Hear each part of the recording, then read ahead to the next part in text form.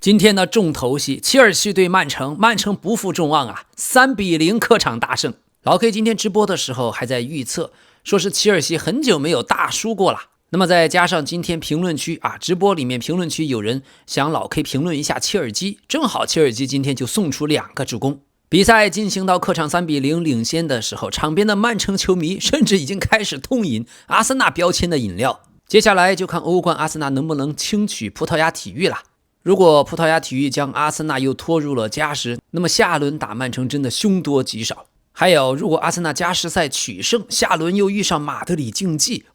那可不是好啃的骨头。当然，另外马竞防线现在已经不剩几个人了，巴塞罗那也很有可能逆转。踢巴塞罗那的话，阿森纳就更完蛋了。另一方面，今天热刺队在德泽尔比主教练上任的第一场比赛，仍然是打的技战术稀烂，最后是0-1输球。现在英超的降级赔率，热刺已经是 2.2 升至第3位，领先他们的是已经几乎铁定降级的狼队和伯恩利。所以第3支降级大热门现在已经是托特纳姆热刺，西汉姆联降级概率 2.87， 诺丁汉森林6，利兹联队6。好，咱们还是先说曼城这场比赛。3-0大胜之后的瓜迪奥拉还在新闻发布会放了大招，打出了心理战。瓜迪奥拉说，我们曼城俱乐部我们有一个秘诀，就是我们取得一次又一次的成功之后我们足够谦逊，或者说足够冷静的思考。好吧，为了继续保持领先地位，你必须做些什么，这才是最难的。赢1次2次没关系，但过去9年，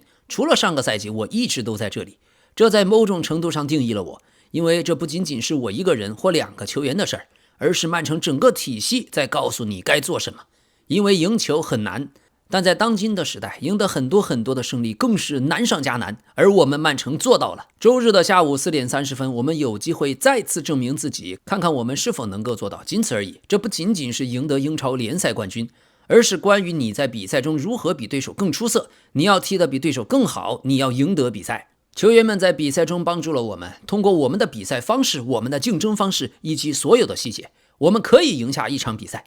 之后在这种心态下就没有必须赢球的压力了。如果你不赢球，你就赢不了英超联赛冠军，别想了，没有多的，没有赢球就没有胜利。这就是我们赢得一场比赛必须采取的策略，这就是我们必须做的。我们曼城有7天的时间准备，击败阿森纳1次很困难，因为他们在整个赛季已经证明了这一点，所以要在3周内2次击败他们，这会更加困难。而我们是在主场比赛，这就是一场决赛，放松心态，专注于我们需要做的事情。如果你赢球或者输球，每个人都会知道结果的。我们必须讨论如何去面对这样一支球队。阿森纳他们防守很好，能赢下对抗，也会用长传发动进攻。他们这个赛季做了无数出色的事情，这让他们成为英格兰最好的球队。数据证明了这一点。他们也是欧洲最好的球队，数据同样也证明了这一点。我们对此非常尊重。我面前这里有3个人，你们在联赛杯决赛前有没有赌过1英镑我们曼城会赢？不可能。当时你们都认为阿森纳会赢，我们必须要在下周日控制好这一点。好的，4月19日，曼城对阿森纳。目前曼城在少赛1轮的情况下，暂时落后阿森纳6分。下一场如果曼城赢下来，那么少赛1轮，他们就将只落后阿森纳3分。所以下轮英超联赛这至关重要的直接对决，曼城能不能赢下3分，从而重新掌握争冠的主动权呢？所有的英超球迷都在期待，感觉下一场真的可以说是本赛季英超大结局了。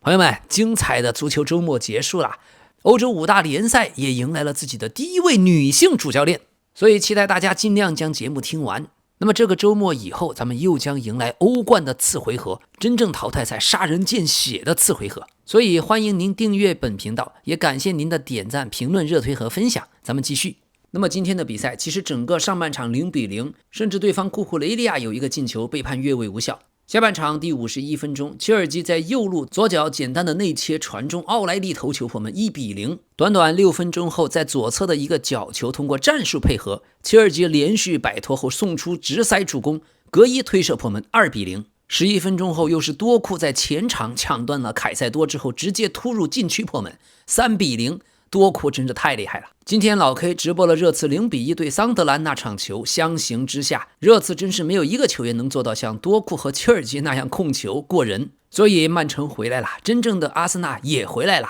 大家指的是那个冬歇期后总是容易掉链子的阿森纳。而至于今天留言区有朋友问到的切尔基确实进攻创造力拉满，但是综合素质上跟过去的齐达内还是有很大差距。而法国队最不差的就是进攻球员，所以本届世界杯切尔基也许无法打上主力，但是在曼城他确实是最耀眼的一个，前途无量。他的小技术和传威胁球的能力太强，想象力和创造力在场上确实是独一档。目前只欠缺一些稳定性，如果丢失球权再少一些就更好。不过上半场切尔基的表现一般，但下半场有一次被逼抢的情况下把球挑起来然后再传，太骚气了。把球挑起来斜塞给塞门约那一下，把大家都看懵了。只要是射门能力再给练出来，妥妥的就能继承德布劳内的衣钵了。我们都在猜中场休息的时候瓜迪奥拉没有少 K 他一顿，但瓜迪奥拉自己倒是说中场我什么都没有说。22岁的10号切尔基在曼城本赛季首发了15场联赛，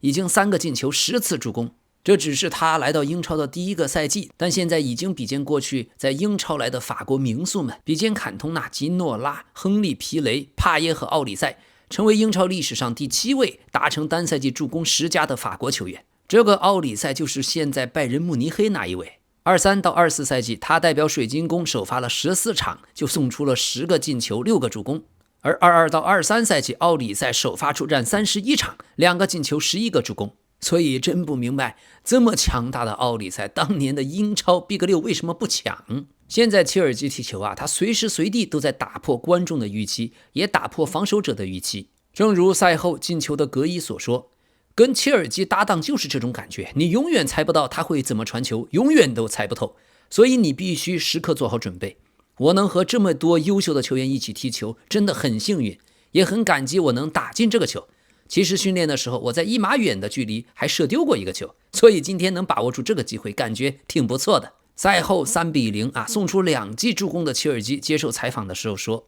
实际上我们这一整天都在不断的告诉自己，我们曼城绝对是有机会在英超翻盘的，因为只要联赛的中场哨声还没有最终吹响，只要冠军的归属还没有彻底尘埃落定，我们曼城就始终有理由去选择相信。而在赢得了今天的重头戏之后，我们的这种信念变得比以往任何时候都要更坚定了。有意思的是，切尔基还有一个数据，本赛季他各项赛事已经有4场比赛送出了2加助攻，是所有英超球员里面最多的。仅次于切尔西的是曼联的最佳前腰逼费送出了3次。而今天由于说错了话的恩佐被主教练禁赛，所以切尔西输了3个。如果恩佐在的话，今天不至于大败。没有了恩佐的搭档，过去的世界第1铁腰凯塞多现在感觉有点废，前场全在乱打，搞到最后切尔西全队场面已经烂成那样了，球员们就随便踢吧。所以场上的桑切斯球队已经大比分落后，最后还一直把球攥在手里不开出来，估计他想的是今天不要输4个5个还好。而反观对面的曼城，老习惯，已经3-0领先了，还在大肆进攻。这就是我们喜欢曼城的原因，这就是我们热爱瓜迪奥拉的理由。全场比赛切尔西这边只有库库雷利亚和哈托还行，防守没有问题，还有几个不错的出球。而库库雷利亚确实是个好球员，他不仅能顺利的完成自己的防守任务，还能极大的提升球队进攻质量，真是一个非常出色的边后卫。球虽然是输了，但库库雷利亚仍然是大家最喜欢的切尔西球员之一。今天还有个后插上的头球，库库差一点点就进了。而过去出自曼城青训的帕尔默今天也不错，防守非常积极，看得出来踢得有想法，但也有些失误。不过帕尔默的伤没有好透，所以身体看起来还不在最佳状态。现在的帕尔默过去组织前腰的活儿干不了，自由人的活儿也干不了，只能是一直回撤，靠防守在顶着。过去帕尔默对切尔西来说最重要的还是他的终结能力，但今天的位置太靠后，所以作用也没有那么大。还有就是哈兰德太壮了，帕尔默身体不行，一顶就被人家顶出2米远。不过总之还是比过去之前低迷的状态现在明显要回暖了许多，尤其在防守端不遗余力，跑动非常多，态度很积极。另外佩德罗内托他上半场的表现相当出色，身体速度脚下都有，突破犀利，防守也到位，下脚也准确，拿球很冷静，对抗很强硬。本赛季英超各队的边锋，其实佩德罗内托的表现从数据上来看是最好的，第二就是多库，但多库的出场时间不算多。内托虽然踢球的方式有些公式化，单干能力也不算太强，但他无论是盘带的成功率、关键传球，还有创造进球机会的次数，都是英超所有球员的前10位。再加上内托的持球推进非常出色，体能也很出色，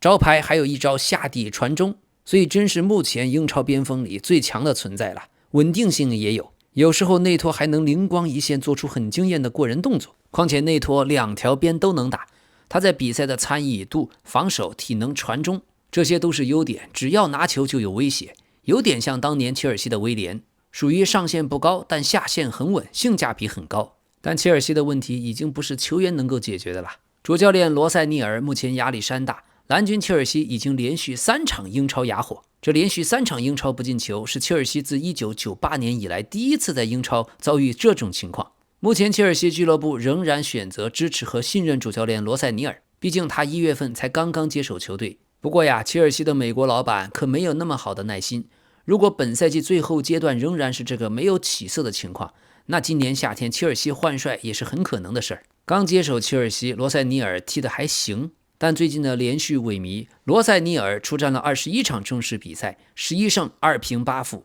输球率达到了 38%， 这也是1979年以来蓝军所有执教至少20场正式比赛的主教练当中输球率最高纪录。并且遇强不强，罗塞尼尔带领着切尔西面对 BIG6 4战皆败北，其中还被阿森纳3杀。我总感觉更衣室球员们对罗塞尼尔一点不信任。现在无论他赛后说的多好听，大家是一句都不想听。今天切尔西上半场中锋位置要么没人前插，想指望内托左路突破内切射门那难度太大，要么右路的埃斯特旺节奏跟不上，太粘球，丢球权降速，反击又打不出来。下半场中锋位置有人终于上去前插了，但中后场又开始出不了球，失误一大堆。打反击的时候，各种前场要么不快速转移球，要么是依旧失误，停接都有问题。全场最有威胁的进攻反而只有库库雷利亚的射门。下半场在丢球以后，切尔西的士气是完全没有了，后防、中场、前场这3区完全衔接不上，输球是一点不冤。想想联赛杯次回合，罗塞尼尔对阿尔特塔，居然这么快，罗塞尼尔在战术层面就被阿尔特塔全面摸透，被阿森纳轻松带走胜利。所以从主教练的水平来说，罗塞尼尔在世界最顶级的教练队伍里面真排不上号。那么最近2轮英超比赛，切尔西连续输了2个0-3，先后输给埃弗顿和曼城，这也是他们自2018年以来首次连续2场英超比赛输3个球的差距。当时还是孔蒂当主教练，先是0-3输给了伯恩茅斯，又1-4输给了沃特福德。所以这2个时期联想起来，最大的问题还是更衣室爆炸了。后卫哈托在赛后接受采访也谈到了这一点，他说其实上半场双方表现都不错，我们有一些机会，他们曼城也有，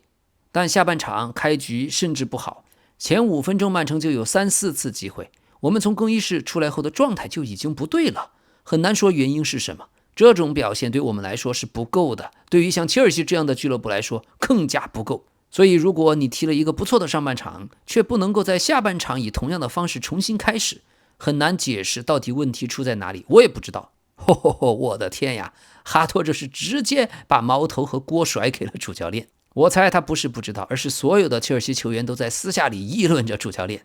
好的，赛季末曼城的冲刺，他们已经连续9场英超不败，是本赛季并列最长的一次。最近6次曼城做客切尔西的主场取得了5胜，多于此前26次客战切尔西的赢球场次。这极大的说明了阿布走了之后，切尔西真是今时不同往日也。而今天贡献了稳固防守并打入1球的格伊当选了全场最佳球员。正好格伊过去是切尔西青训学院出身，他今天说呀，如果没有切尔西这家俱乐部，我不会走到今天。我永远感激切尔西的青训学院以及俱乐部每一位帮助过我的工作人员，感谢他们在很小的时候就接纳我，也感谢兰帕德和莫里斯在我效力期间给了我首秀的机会，回到这里感觉很好。好的，赛后曼城球员多库谈到下一场对阵阿森纳就一个字，冲啊！什么叫摇头晃脑的多库士气正旺？说真的，阿森纳球迷真是有些瑟瑟发抖。好，今天赢球以后，曼城球迷聚集在伦敦街头肆意庆祝，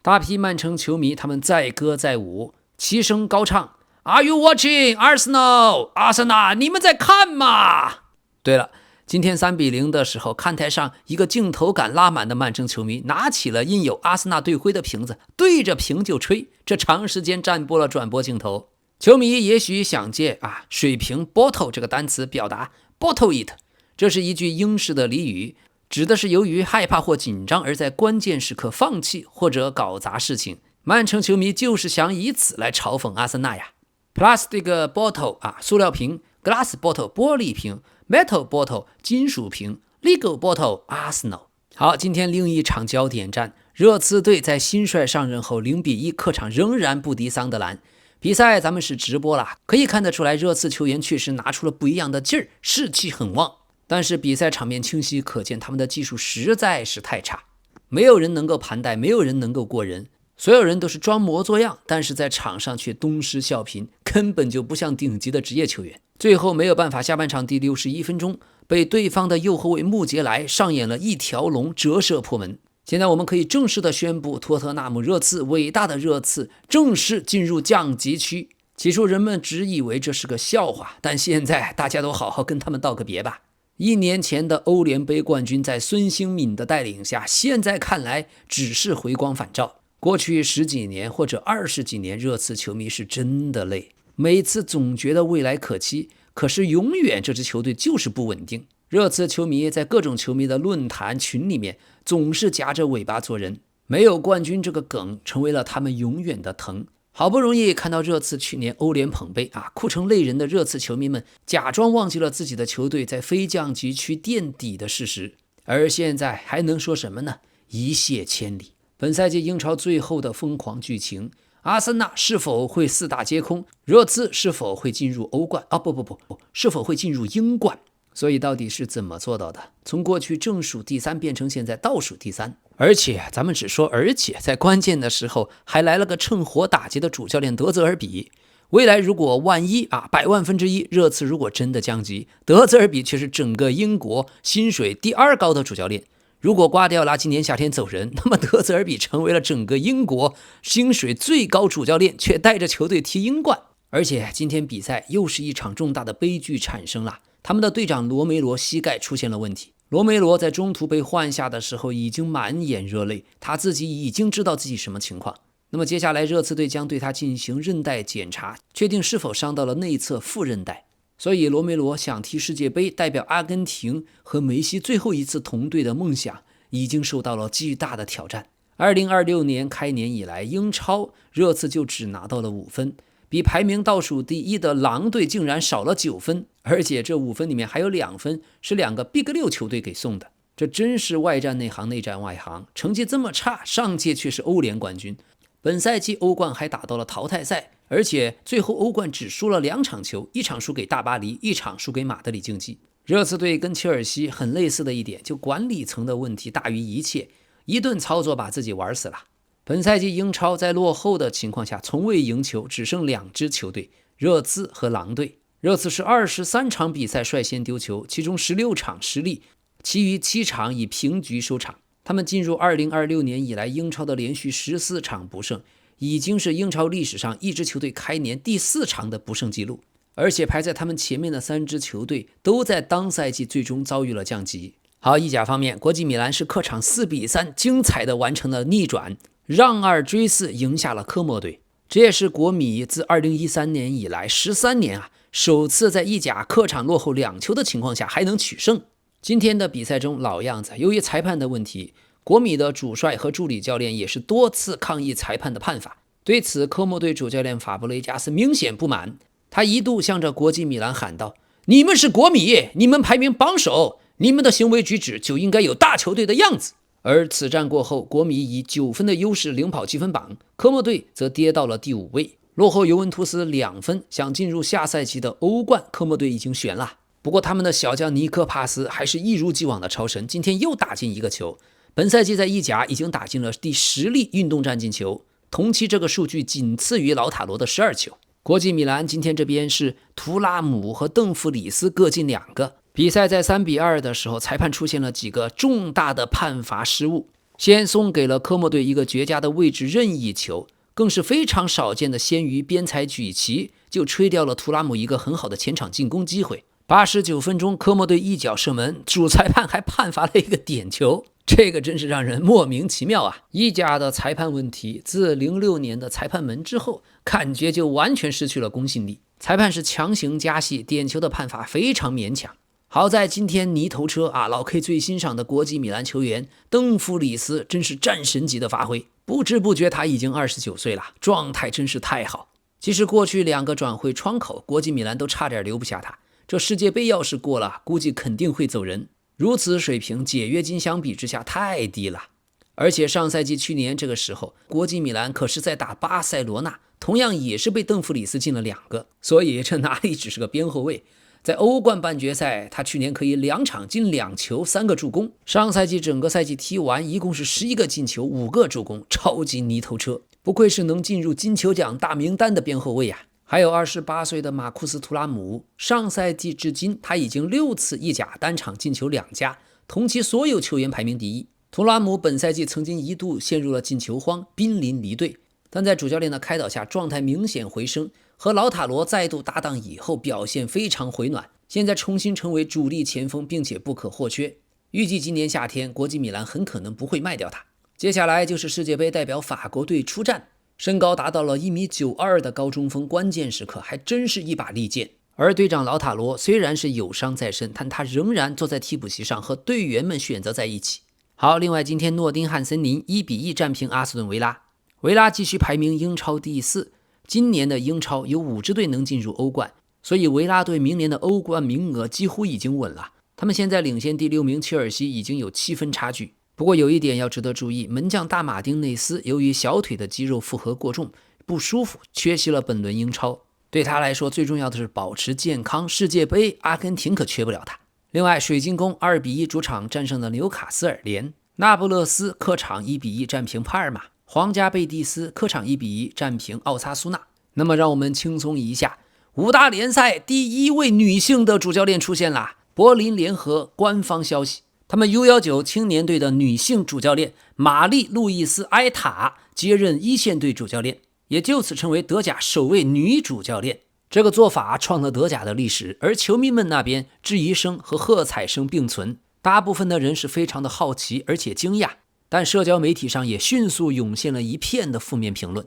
无论如何，流量拉满，柏林联合未来的比赛老 K 将重点关注。值得一提，在1999年，当时欧洲已经出现了首位执教男足的女性主教练，叫莫拉切，当时她执教一丙的球队。随后在2014到2017年，科琳娜·迪亚克尔曾经执教法国乙级联赛的球队3个赛季，之后离任，出任了法国女足国家队主教练，所以有点意思啊。而且咱们新女帅埃塔的丈夫也是教练，目前正执教莱比锡的女足2队，丈夫执教女足，妻子执教男足，有意思。这是真正的教练世家呀，他们生的儿子应该是教练界的哈利波特。好的，巴塞罗那这边，亚马尔今天将自己的头像换成了勒布朗·詹姆斯2016年赢得 NBA 总冠军的照片。有意思的是，当时的詹姆斯率领骑士队在勇士先是3-1领先的优势下，连赢3场完成逆转。当时勒布朗·詹姆斯成为了 NBA 总决赛史上首支在1-3落后却最终夺冠的球队老大。现在的巴塞罗那欧冠1/4决和首回合0-2落败，所以亚马尔的意思不言自明，可以，这小孩子是真的胸有大志。好，另外现在阿森纳这边呀，球迷们是彻底陷入崩溃了，许多人在阿森纳球迷频道 AFTV 齐声呼吁要解雇主教练阿尔特塔。他们不仅在比赛中场哨响的时候发出了刺耳嘘声，部分球迷更是直接冲到了 AFTV 的摄像机前，宣泄心中的怒火和不满。哎呀，主要还是因为阿尔特塔的阿森纳比赛风格确实太有趣了，老 K 只能说太有趣，许多人认为是太夸张。我认识一些阿森纳球迷，现在是根本无法坚持看完阿尔特塔执教的一整场比赛。所以今天也确实有消息，如果阿尔特塔本赛季末没有夺冠，阿森纳可能会考虑用法布雷加斯来代替他。另外，荷兰甲级联赛这边，菲耶诺德的日本国脚上田骑士破门，他已经24个进球，刷新了个人单赛季进球纪录。27岁的上田骑士目前断层领跑荷兰甲级联赛射手榜，不知道下赛季能不能来英超或者哪个5大联赛的豪门呀。这孩子真是一步一个脚印，在菲耶诺德从替补混成了大腿，只是作为东亚人吃了国籍的亏。好的，皇马这边姆巴佩因为在比赛中遭遇了肘击，他的美股缝了针，缺席了球队今天的合练。接下来踢拜仁，预计姆巴佩会首发，而且不会戴面具。对这个消息，皇马球迷不知道是好是坏。要知道，上一次姆巴佩伤停，皇马可是5连胜。但皇马也终于迎来了好消息，现在正在推动克罗斯重返皇马，下赛季可能会在管理层任职，不过具体岗位和职责现在还没有明确。皇马俱乐部高层让克罗斯进入俱乐部竞技架构的决定非常坚定。事实上，正是俱乐部主席老佛爷本人在推动这次回归。随着克罗斯现在一家人在西班牙首都马德里已经安顿下来，并完全适应了当地生活，克罗斯现在开办了一所足球学院，正在以教练兼导师的身份传递着自己的足球智慧。所以当年克罗斯离队的影响甚至比 C 罗还要大。现在他回来，无论是更衣室还是俱乐部上下，老 K 觉得都能带来非常大的正能量影响。好，感谢大家对节目的支持，谢谢您的点赞、评论、热推和分享，也欢迎您订阅。咱们明天再见。